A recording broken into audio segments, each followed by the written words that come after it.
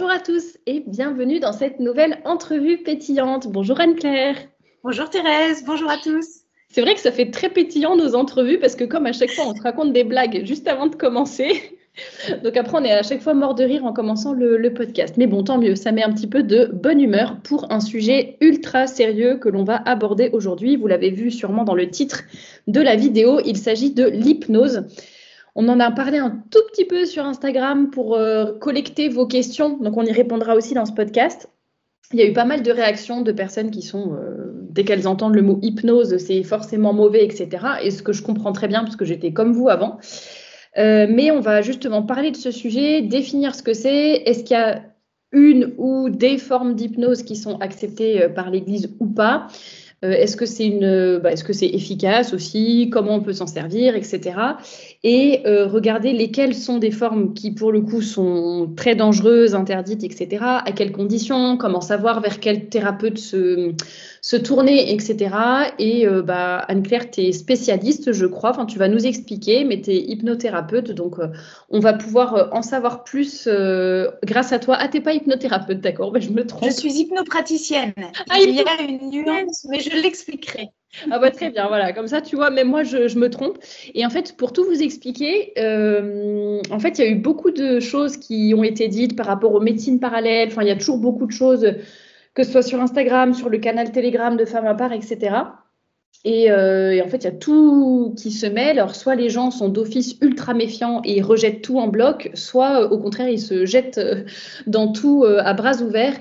Donc, on a déjà parlé du yoga sur cette chaîne, on a déjà parlé de pas mal de sujets. Et aujourd'hui, donc, on va aborder celui de l'hypnose grâce à Anne-Claire, donc je la présente plus, mais bon, quand même, vite fait, tu es créatrice et rédactrice en chef du magazine Brand Peps. Tous les liens sont dans la description, juste en dessous de ce podcast. Et puis, n'hésitez pas, si vous avez des questions à la fin du podcast, parce que j'imagine qu'Anne-Claire va en anticiper beaucoup, mais à la fin, si vous avez toujours des questions, n'hésitez pas à les poser en commentaire et on y répondra. Anne-Claire, je te laisse la parole et commencer à nous parler de l'hypnose, à nous hypnotiser. Faites attention, vous allez peut-être être hypnotisé en nous écoutant. Attention Thérèse, et confiance, comme dans le serpent du livre de la jungle, avec les yeux en spirale là. Alors déjà, pourquoi parler de ce sujet? Donc Thérèse l'a dit, je suis hypnopraticienne. Alors il y a une petite nuance avec hypnothérapeute, j'en parlerai tout à l'heure. Donc pour la plupart, vous savez, je suis infirmière et j'ai fait une spécialisation dans la médecine parallèle, dans le sens où j'ai étudié les médecines parallèles pendant 1 an, notamment avec le réseau synthétique. C'était une association qui n'existe plus, mais qui parlait d'éthique et de morale. Donc, c'était par rapport à la mise en garde des dangers sur les médecines parallèles, parce qu'il y en a énormément. On dit médecine parallèle, c'est naturel, c'est bien, donc voilà, on peut y aller les yeux fermés, et c'est faux. L'Église met plein de recommandations et de prudence auprès de plein de médecines parallèles. Donc, si ça vous intéresse, je pourrais éventuellement faire un podcast sur le sujet, parce qu'il y a plein de dangers à éviter. Voilà pour le contexte. Et je suis spécialisée dans l'hypnose de la douleur. Voilà, j'ai été spécialisée dans la douleur. Alors, qu'est-ce que l'hypnose? Alors, c'est une modification d'un état de conscience qui est proche du sommeil, mais on n'est pas dans un état de sommeil. Et le but, c'est d'établir une communication avec l'inconscient pour introduire des changements dans cet inconscient, gérer le problème là où il se situe, parce que la plupart du temps, c'est dans l'inconscient que se situe le problème. Et ça aide le cerveau, donc inconscient, à rencontrer le conscient. Alors, dit comme ça fait extrêmement peur. Et on se dit... Oui, c'est ça, ça fait peur parce qu'on se dit modification de l'état de conscience. Voilà, c'est ça qui est compatible avec la foi, parce qu'on se dit non, j'ai pas du tout, enfin j'ai envie d'être maîtresse de mes moyens, quoi. Exactement. Voilà. Alors en fait, l'hypnose, c'est un terme qui fait peur, mais c'est tout à fait naturel. Quand on dit être dans les nuages, j'ai la tête dans les nuages, en fait, c'est vous êtes en hypnose, tout simplement. C'est naturel. La rêverie, c'est naturel. Pour donner un exemple, quand on est dans le train et qu'on est en train de lire un livre, on est à fond dans notre lecture, dans notre roman. Il peut y avoir une personne à côté qui va éternuer. On va l'entendre, on va savoir qu'on est dans le train et nous, on va décider soit de s'interrompre de ce roman et voilà, écouter ce qui se passe autour, reprendre la vie réelle, soit continuer à être dans le roman. Et c'est exactement ça l'hypnose, c'est choisir de se mettre dans cet état-là. Sachant que l'hypnose, c'est recréer cet état, mais lorsque naturellement on ne peut pas. Par exemple, quand on a mal, on parlait de la douleur tout à l'heure, quand on a mal, c'est très difficile d'être la tête dans les nuages, quoi.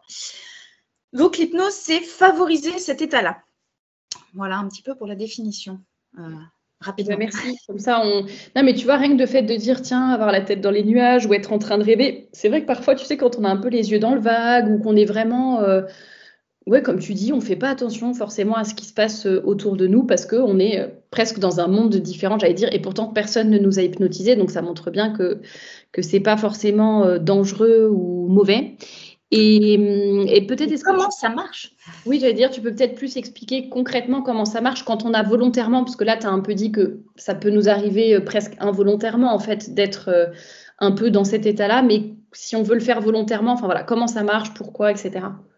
Alors, il faut savoir que l'hypnose, c'est une médecine parallèle qui a été scientifiquement prouvée. Alors ça, c'est un détail qui est très, très important, notamment au niveau de l'Église, qui n'autorise les médecines parallèles uniquement celles qui ont été voilà, prouvées scientifiquement. Et pour cela, ils ont fait des examens, des scanners, etc. Et ils ont démontré que déjà, au niveau du cerveau droit, il faut savoir que c'est le siège de l'imagination. Donc, les pensées, les émotions, tout ça, ça vient du cerveau droit. Et le cerveau gauche, c'est le siège de la raison, du langage. Normalement, ça traite qu'une donnée à la fois. Et le but de l'hypnose, c'est de mettre en stand-by le cerveau gauche, donc le cerveau de la raison, pour ne faire travailler que l'imagination. Donc, en gros, on met en pause une partie, entre guillemets, enfin, un de nos hémisphères pour rester dans l'autre. Et du coup, il y a des examens, des scanners, etc., qui ont été faits sous hypnose et on voit effectivement que la partie droite, la partie où siège l'imagination, est très, très, très, très développée lors d'une séance d'hypnose. Voilà. Alors, il y a différentes hypnoses. Tu en parlais en introduction. Il y a l'hypnose traditionnelle, classique, freudienne. Donc ça, c'est une seule hypnose que j'appelle, moi, l'hypnose spectacle, qu'on voit, voilà, sur les écrans, l'hypnose spectacle. Et il y a l'hypnose ericksonienne que j'appellerais l'hypnose médicale. Et c'est celle que je pratique. Donc l'hypnose traditionnelle, donc l'hypnose de spectacle, il faut savoir que c'est déjà un hypnotiseur. Donc pas un hypnothérapeute, mais un hypnotiseur qui agit et qui a une position haute. C'est-à-dire qu'il a une façon de parler un peu autoritaire, directive. Il impose les choses. Il fait des propositions, mais de supériorité. Voilà, il dit vous êtes comme ça, vous pensez à ça, vous voilà, et il impose ses directifs. Et le but est d'effacer les idées, les souvenirs ayant provoqué des symptômes. Ça, c'est pour quand c'était Freud qui faisait l'hypnose. Le but, c'était de supprimer les souvenirs qui avaient provoqué des symptômes. Comme ça, on les supprime, ça y est, c'est bon. Voilà. Il faut savoir que lors de l'hypnose de spectacle, pourquoi ça fonctionne, c'est parce qu'il y a des spectateurs, que la personne qui est sur scène se dit de toute façon, il ne va pas me faire n'importe quoi, j'ai confiance en lui, puisqu'il y a plein de spectateurs qui seront témoins de ce qui se passe. Voilà, je suis sur scène devant tout le monde, etc. Voilà, donc il y a un lien de confiance parce qu'il faut avoir confiance pour que ça fonctionne, entre guillemets. Et on va parler après de… Et d'un autre côté, si on est ultra méfiant ou je sais pas quoi, on voit qu'il y a des gens qui sont dubitatifs à la base et sur qui ça fonctionne quand même. C'est-à-dire qu'ils sont là, oh, j'y crois pas trop, machin. Et en fait, ça fonctionne quand même au bout d'un moment.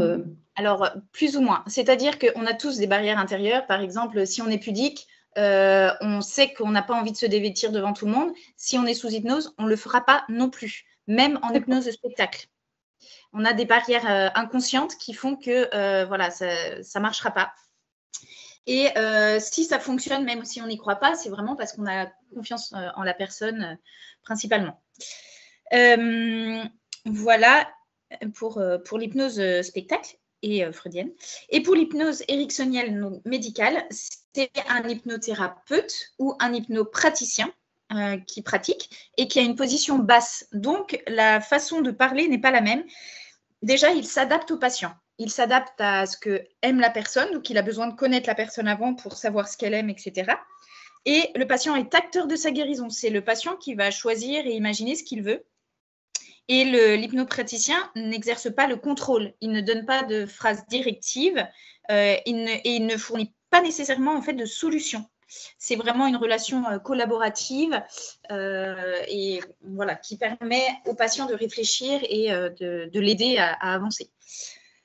Ça permet aussi d'alterner certaines fonctions sensorielles, donc par exemple la douleur, d'altérer les fonctions donc, au niveau de la douleur, par exemple.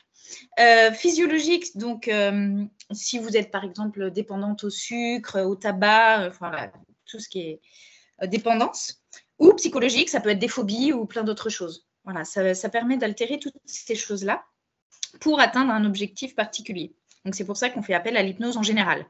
La différence entre hypnothérapeute et hypnopraticien, c'est uniquement que l'hypnothérapeute, il en fait son métier, il a été formé là-dessus exclusivement et voilà, il ne fait que ça.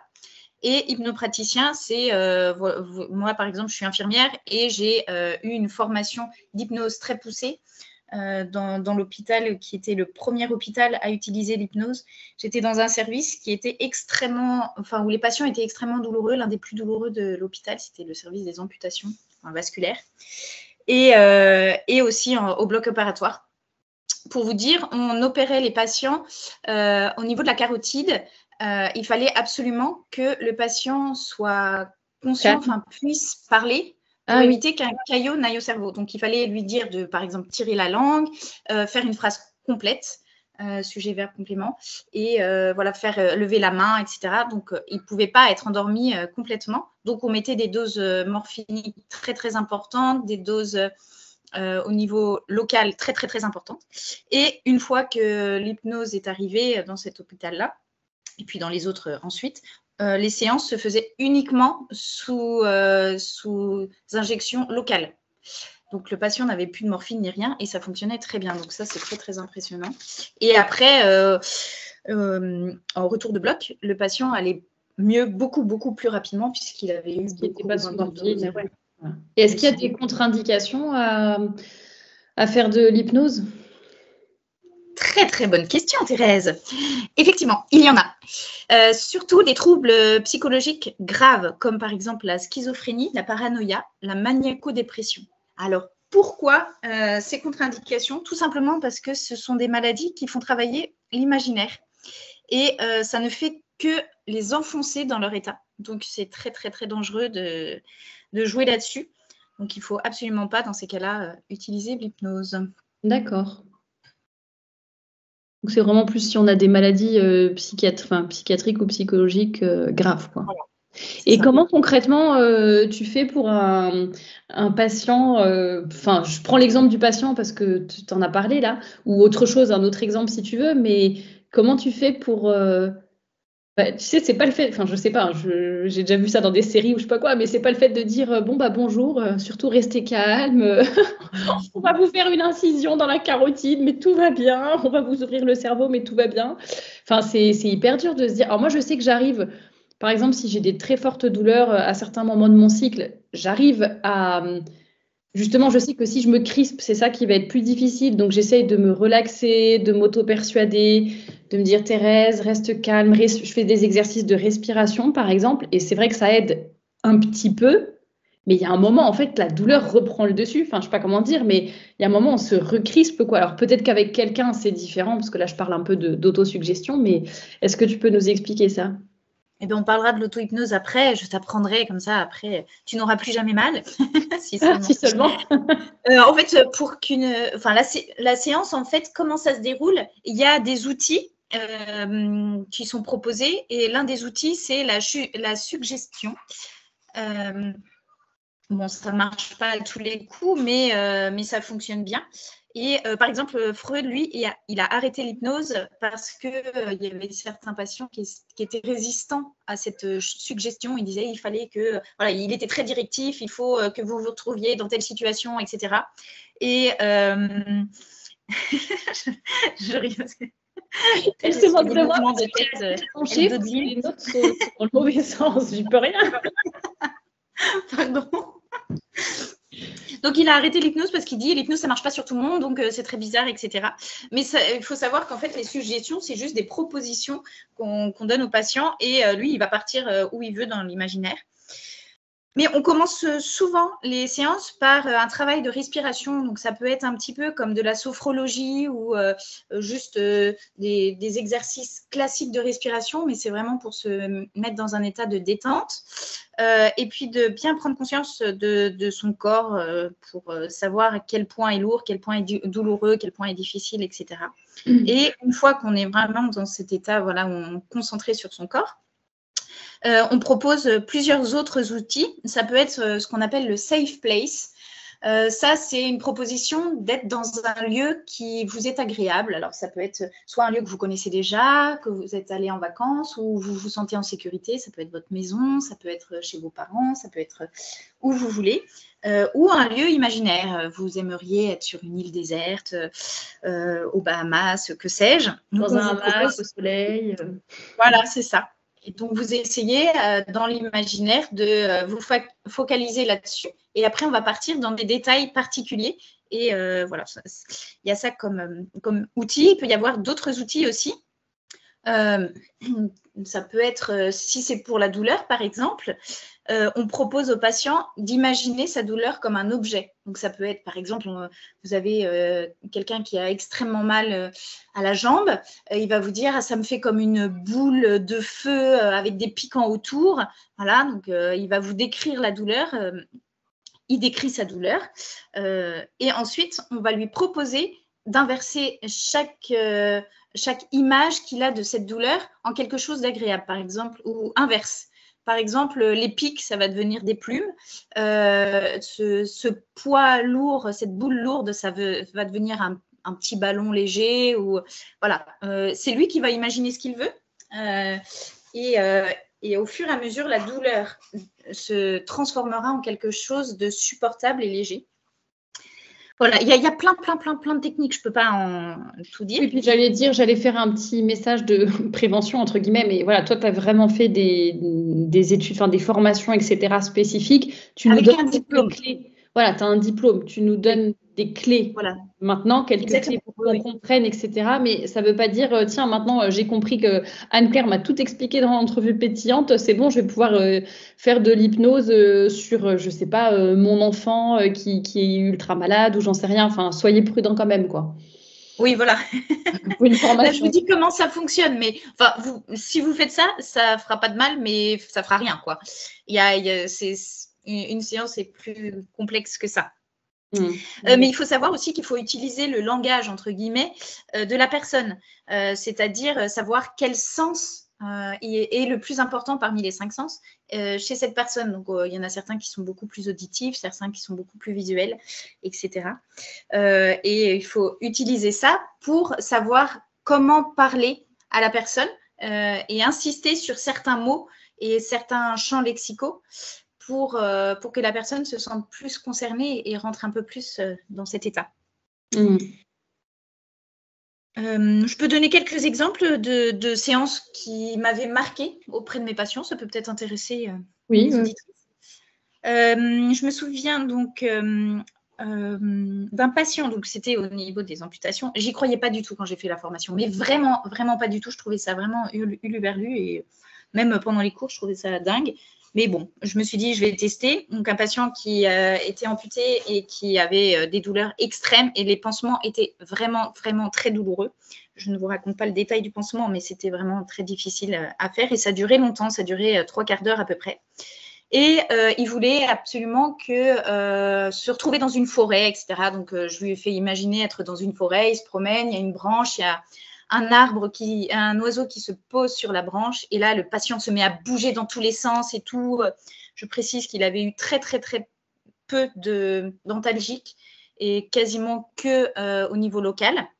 C'était uniquement un petit spray, alors que d'habitude, il avait des doses de morphine très, très importantes. Et là, il se met à bouger dans tous les sens, il bouge sa jambe, il se crispe. Donc, je me dis, de toute façon, ça ne marche pas, ça ne sert à rien, je vais arrêter. Et là, il me regarde et puis il me dit « Ah, mais ça ne va pas du tout, j'ai bougé, la branche, elle a bougé, l'oiseau est parti. » En fait, il était à fond dedans. Donc oui, il ressentait la douleur. On la ressent bien sûr, parce que voilà, le corps est fait qu'on a mal, mais on ne veut pas le vivre comme une douleur, mais comme une gêne ou une sensation désagréable. Donc lui, il s'était imaginé que dans cette forêt, sa jambe, c'était la branche. Et voilà, comme il avait bougé, mince, l'oiseau est parti il vite. était vraiment resté, voilà, il était c'est vraiment pas une dissociation, mais c'est comme si on arrivait à prendre de la distance avec la douleur, en fait, presque à la voir de l'extérieur. Plutôt que de la subir, on se l'approprie presque. Enfin, c'est un peu... C'est C'est parti. ça. Alors, sachant qu'on peut sortir de cet état quand on veut. C'est comme le livre dans le train. Si on a envie de plus écouter, de plus écouter la personne, même si l'hypnopraticien continue à parler, si on veut plus l'écouter, on ne l'écoute plus. Si on a envie de partir autre part dans son imaginaire, on part autre part. On est maître de soi-même quand l'hypnose est bien faite au niveau médical, j'entends. Pas hypnose de spectacle. Il faut faire la différence. Et un autre patient, lui, il était parachutiste dans son jeune temps et il voulait absolument revivre un saut en parachute. Alors, autant dire que moi, les sauts en parachute, j'en ai jamais vécu. Je ne connais pas les sensations que c'est, même si j'imagine un petit peu. Mais il fallait que j'arrive à décrire approximativement ce que c'était. Et du coup, j'essaye de faire en sorte et tout. Puis là, d'un coup, en plein milieu du pansement, il ouvre les yeux et il fait « Waouh, c'est tellement ça, c'est génial !» Et puis voilà, il s'est mis dedans et en fait, il était super content de ce pansement parce qu'il avait revécu un saut en parachute. Alors, excellent. Ils en pensent d'ailleurs, les patients, après, ils te disent ouais, j'y croyais pas, merci pour ce que vous avez fait, ou alors ils se souviennent pas trop, ou parce que tu as l'air de dire qu'ils sont conscients quand même. Ah si, ils sont conscients, mais ils sont complètement conscients. Alors, ils ne dorment pas. Ça, c'est une question qu'on me pose souvent. Dans l'hypnospectacle, on voit souvent des hypnotiseurs qui font comme ça et qui disent tu dors, et la personne dort. Oui, puis après, pour la réveiller, hop, il tape deux petits doigts où il y a un claquement de doigts ou je sais pas quoi pour que... Ça, c'est le mentaliste. Voilà. Alors, ça, c'est parce qu'ils utilisent des méthodes hypnotiques qui sont différentes et qui ne sont pas forcément bonnes moralement. Mais en hypnose médicale, il n'y a pas du tout ça, quoi. Faut faire bien attention. En fait, l'hypnose médicale, c'est vraiment comme si tu accompagnais une espèce de rêve. Voilà, je me mets dans un autre endroit de mon imagination pour pas penser à la réalité, quoi, et pour pas avoir peur ou pour pas avoir mal, et comme on peut le faire dans plein de situations. En fait, en t'entendant parler, je me rends compte que je le fais pour plein de choses. Enfin, peut-être pas aussi fort et aussi concentré, mais plein de fois, j'essaie de me dire non, j'y pense pas, ou je sais pas, ou quand on a du mal à dormir ou je sais pas quoi, on se met vraiment, on essaye d'être à un autre endroit. Et ben, c'est ça. Okay. Exactement. Bah, je parlerai de l'auto-hypnose après, mais c'est exactement ça ce que tu fais. Il y a aussi le gant magique qu'on propose souvent aux patients qui ont des douleurs aiguës subitement ou alors chroniques, justement. Ça peut être très intéressant. Par exemple, vous avez une douleur au bras. Vous imaginez, voilà, c'est des astuces que je propose, mais si vous ne connaissez pas exactement les termes, ça va être compliqué. Mais vous imaginez un gant magique anesthésiant et quand vous le passez sur la partie douloureuse, ça enlève la douleur. Donc, à chaque fois, c'est des images qu'on propose. Comme le bisou magique de la maman avec son enfant. Eh bien, justement, j'allais parler de ça parce que chez les enfants, l'hypnose marche extrêmement bien. Pourquoi? Parce que niveau imagination, ça bouillonne là-dedans, chez eux. Il suffit de dire, voilà, un petit bisou et hop, ça va mieux. Ou de faire diversion et ça marche extrêmement bien. Donc, en fait, naturellement, vous-même, vous, les mamans, vous faites de l'hypnose à vos enfants sans le savoir. Donc, quand vous faites le bisou magique, par exemple. Et ça peut être aussi... je me souviens qu'il y avait une injection qu'on devait faire à un enfant dans sa cuisse. Et pour qu'il ait moins mal ou pas mal, on lui a proposé d'imaginer un éléphant. Et on a dit, ça, c'est la cuisse de l'éléphant parce que l'éléphant, il est malade. Quelle cuisse tu choisis? Celle de droite ou celle de gauche? Alors, il voulait bien sûr guérir l'éléphant malade. Donc, c'est lui qui a choisi la cuisse pour injecter le produit à l'éléphant. Ce n'était donc plus sa cuisse, c'était celle de l'éléphant. Et en plus, c'était lui qui l'avait guéri. C'était magique parce qu'il n'a rien senti. Donc, voilà, il y a des petites astuces comme ça. Les enfants, ça marche extrêmement bien. Et ça, je l'ai utilisé en libéral, quand je travaillais en libéral aussi, de nombreuses fois auprès d'enfants. Et les parents étaient subjugués et ça marchait très, très bien. Du coup, est-ce que tu veux qu'on parle de l'auto-hypnose? Oui, j'allais te demander si tu pouvais détailler un petit peu, parce qu'on en a parlé 2-3 fois, mais sans vraiment approfondir. Donc, je pense que ça peut vraiment servir. Comme exemple, je dirais par exemple chez le dentiste. On aime tous aller chez le dentiste, c'est tellement un moment merveilleux avec ce bruit de fraises qui est ravissant aux oreilles. Si c'est le bruit qui est très très désagréable et qui nous fait peur, on peut par exemple s'imaginer que c'est la perceuse de notre mari ou de notre papa dans l'atelier qui est en train de faire des travaux, et d'imaginer quelque chose d'un bruit connu mais moins désagréable. Déjà, ça modifie un petit peu l'état du cerveau. Mais il faut déjà apprendre à bien se connaître. Te connais-tu bien, Thérèse? Alors, elle ne le sait pas, mais j'ai un test à lui proposer. C'est-à-dire, je sens qu'il va y avoir un truc là. Vous pouvez tous le faire avant que je donne la réponse. Alors, écoutez bien.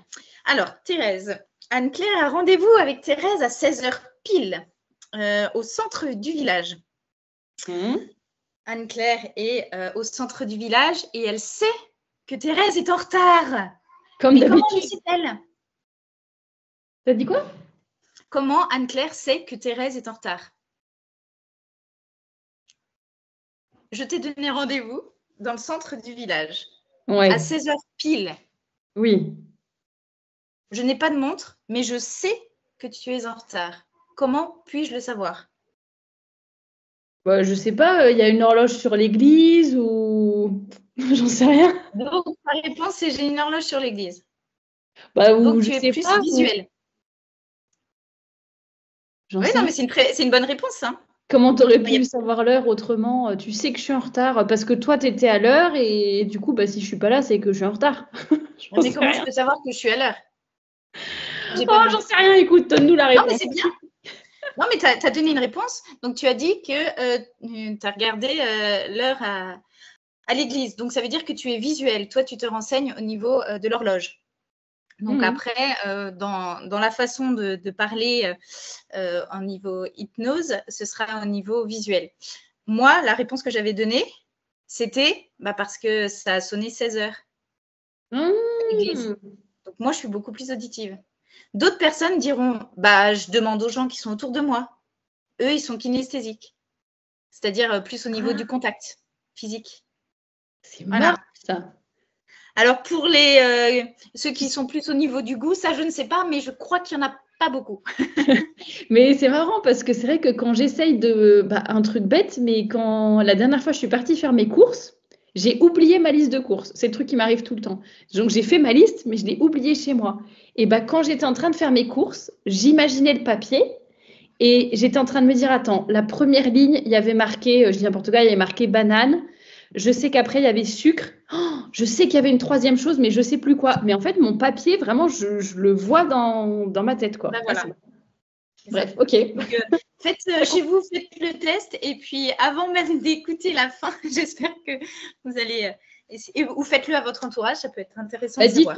Dites-nous en commentaire si vous avez fait le test en même temps que moi, pendant que Anne-Claire me posait la question, si vous l'avez fait aussi. N'hésitez pas à nous dire en commentaire si vous êtes plus visuel, auditive ou je sais plus quoi, kinesthésique, voilà. Alors, ce qui est intéressant, c'est en fonction des professions, il y a beaucoup plus de kinesthésiques en général chez les professionnels de santé. Il y a beaucoup de kinesthésiques et il y a très, très peu d'auditifs. Et en temps normal, il y a beaucoup plus de visuels. Donc, c'est assez marrant. Bon, ça va. Je suis commune finalement. Je suis comme tout le monde. Et au niveau des odeurs, pour le test, je ne sais pas trop ce que pourrait répondre. J'ai senti l'odeur des cookies. Le café de 16 heures. Le café de 16 heures, c'est ça. C'était l'heure du goûter, j'ai senti l'odeur du gâteau. C'est ça. Est-ce que tu avais d'autres choses à nous préciser ou à nous dire avant de passer peut-être aux réponses, de répondre aux questions qui t'avaient été posées sur Instagram? Alors, je sais il me semble que c'est saint Thomas d'Aquin qui utilisait très fréquemment l'hypnose pour essayer de se concentrer quand il avait mal quelque part. Alors, je ne saurais plus vous donner la référence exacte où je l'ai lu, mais il se mettait dans un état qui était tout à fait l'état de l'hypnose, en fait, recréer cet état de rêverie quand il avait mal. Voilà. C'est une info intéressante à avoir. Mais donc, on répète quand même parce que j'ai pas du tout envie que les gens nous interprètent mal, comprennent mal ou prennent des mauvaises directions. On ne dit pas que toutes les hypnoses sont correctes et sont moralement compatibles avec la foi catholique. C'est pas ce qu'on dit. Mais certaines formes, oui, toutes celles que qu'Anne-Claire vient de nous expliquer. Et en tout cas, il faut être ultra prudent sur le choix du thérapeute, de la personne qui va vous faire ça, et de le comment, du pourquoi, et vraiment se renseigner avant et pas se dire ah bah tiens, elles ont dit que l'hypnose c'était bien, voilà. Non, c'est vous du coup, là c'est justement voilà. Ouais, voilà, c'est justement une question qui a été posée. Ah bah alors je te laisse. Pour répondre à cette question-là, faut-il se méfier si on consulte? Alors, il faut vraiment faire attention si la personne est bien répertoriée sur le registre des hypnothérapeutes, si c'est un thérapeute que vous allez voir. Il y a un registre qui existe sur Internet, il faut vérifier que voilà, il est bien répertorié, c'est important. Qu'il a bien reçu un diplôme. Normalement, il est censé afficher son diplôme dans son cabinet, même s'il est hypnopraticien. Voilà. Moi, j'ai un diplôme, donc si je faisais des consultations, il faudrait que je le montre. Je vois pas ton diplôme là derrière la vidéo. Je vais aller le chercher. Si tu veux, je le mettrai dans les commentaires.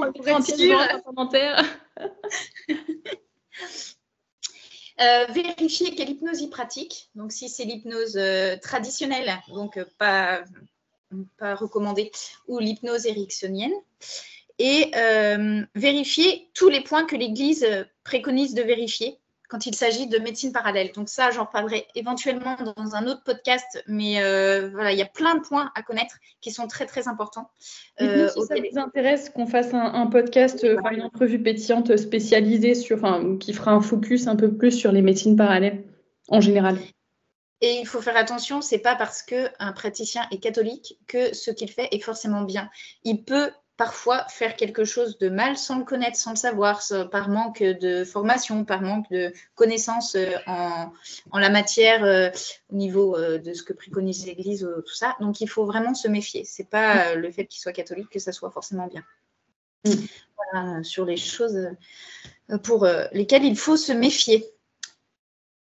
Quelles autres questions ont été posées Est-ce qu'on dort quand on est sous hypnose? C'était une des questions.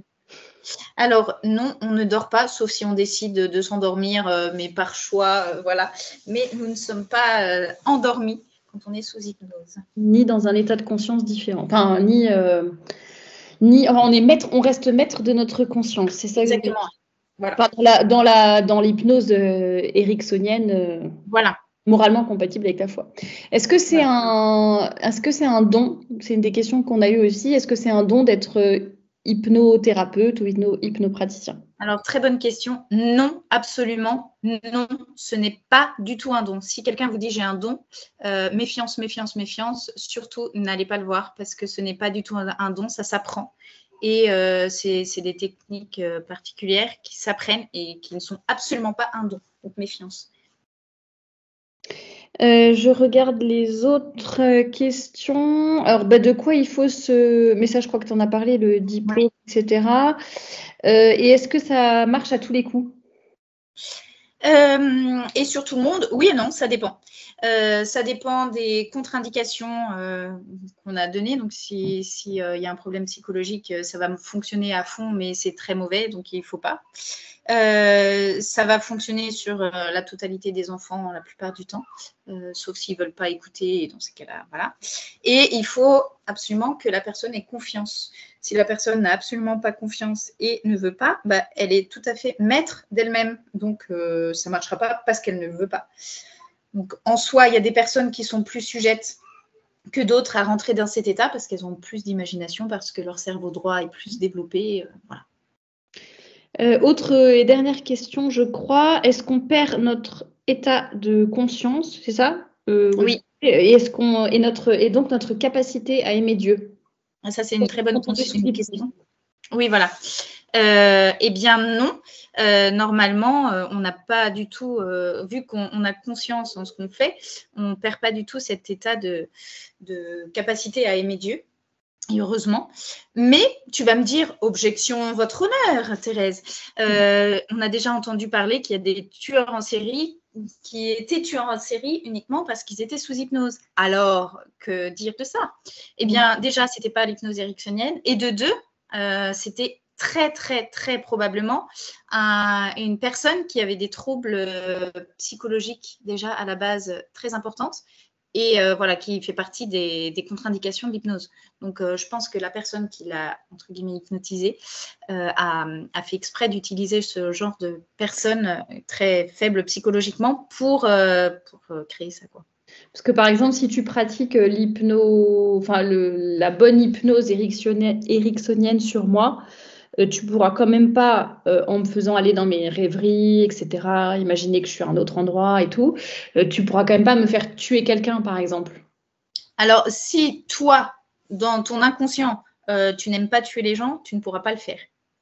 Si toi, tu te dis tuer, c'est mal, si je te dis de tuer, tu vas te dire que tu ne veux donc, pas. ça peut être quand même problématique parce que tu vois, problématique, c'est une objection entre guillemets.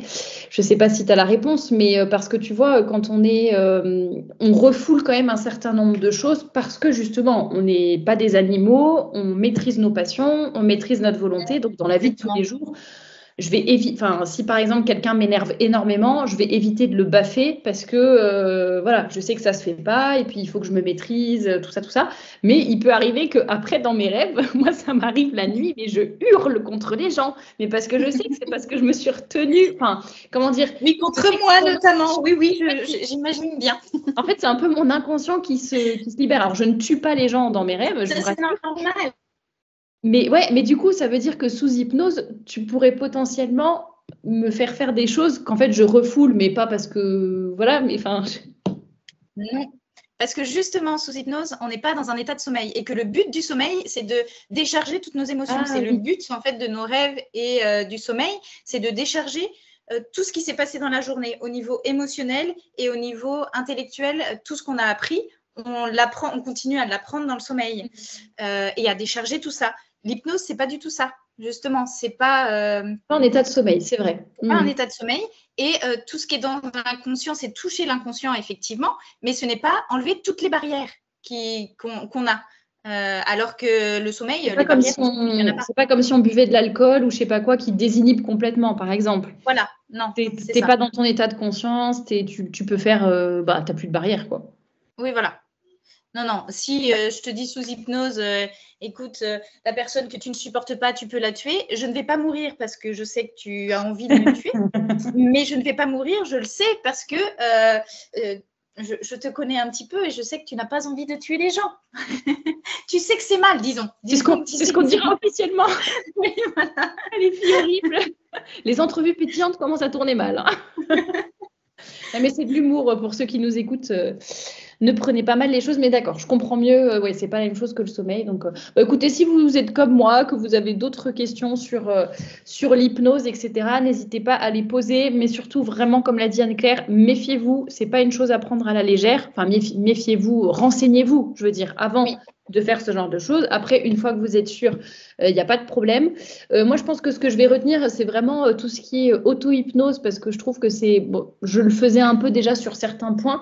Mais tu vois, quand tu as dit le dentiste, c'est vrai, je me suis dit, ouais, c'est vrai qu'il y a des situations dans lesquelles on est un peu inconfortable, que ce soit par la douleur physique ou émotionnelle que certaines situations nous procurent. Et ça peut être vraiment intéressant justement avec des exercices de respiration ou d'autosuggestion finalement, de se dire non, je reste calme, ou justement s'il y a quelqu'un qui nous énerve à côté, et ben, se forcer à penser à autre chose, à voir les choses positivement, voilà, pour un peu se changer et les prendre idées. de la hauteur, en fait, c'est ça. Quand Exactement. on a un poids lourd sur la conscience, qu'on a quelque chose qui voilà, un stress énorme, essayer de prendre de la hauteur. Donc, pourquoi pas s'imaginer dans une montgolfière où on monte très haut et tous les sacs lourds qui sont autour de la montgolfière qui l'empêchent de monter, vous les lâchez un par un. J'ai ce stress pour telle situation, vous prenez le sac du stress pour telle situation, vous le jetez et la montgolfière va monter jusqu'à ce que vous n'ayez plus de sac. Ça peut être voilà, des techniques comme ça aussi. Exactement. Bah écoute, merci beaucoup Anne-Claire pour toutes ces précisions, tous ces avertissements aussi pour qu'on reste bien prudent par rapport à ces pratiques. Mais merci d'avoir expliqué tout ça, de nous avoir donné des clés concrètes. Donc je le répète, si vous avez d'autres questions, n'hésitez pas à les poser en commentaire parce que ça nous permettra de voir aussi si on a été suffisamment clair et si besoin, on fera un épisode 2. Et dites-nous si ça vous intéresse de faire un autre épisode, pas focalisé sur l'hypnose cette fois-ci, mais plus sur les médecines parallèles en général. Puisque Anne-Claire a beaucoup étudié le sujet, donc elle pourra bien nous parler de tout ça et nous aiguiller. Et je sais c'est un peu toujours les mêmes questions qui reviennent parce que c'est normal, on est catholique et on se méfie de toutes les choses qui seraient incompatibles avec la foi ou la morale, tout simplement. Donc voilà, n'hésitez pas à nous dire en commentaire. Et puis Anne-Claire, tu m'aimes, tu m'aimes, je suis la plus belle, je suis parfaite, voilà, j'essaie d'hypnotiser Anne-Claire pendant que... Je suis pas sûre que tu aies compris la méthode. Je vais te réexpliquer. Au bout de 3/4 d'heure d'entrevue pétillante, non, toujours pas, c'est pas rentré. Et tu es très belle, Thérèse. C'était un petit trait d'humour pour terminer cette entrevue pétillante et on vous dit à très bientôt. Et merci de m'avoir écoutée. À bientôt.